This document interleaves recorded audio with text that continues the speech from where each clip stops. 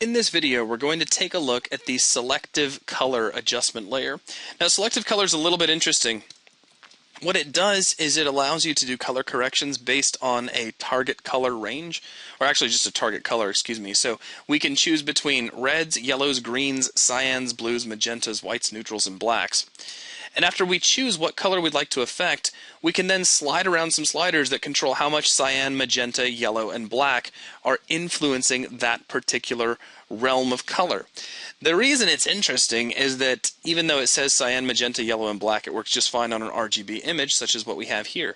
So if I set this down to blues, and obviously we've got a lot of blue in this image, I can pull down the amount of cyan, I can pull down the magenta, I can kick up the yellows, and as you can see, just by adjusting these colors, I can start changing that particular area of the image. So here, again, the blues are being affected by the result of the sliders.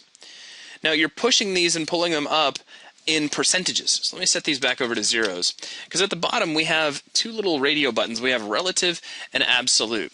Now, the way this works is this controls how the percentage is being applied back to the original number. So let's just say, for sake of argument, that any given pixel in our image has a 50% value for cyan already.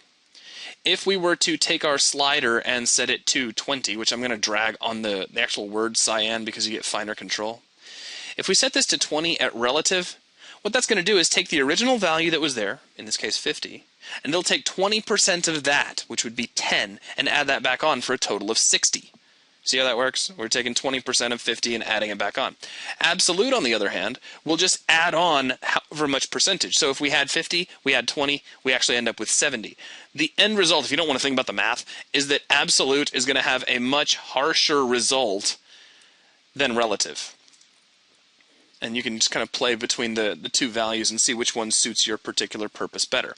So that's really it. Again, it's just a way for you to perform some color correction by choosing a target color and then controlling how much the CMYK spectrum affects that particular range of color. That will wrap things up for this video. Thanks a lot.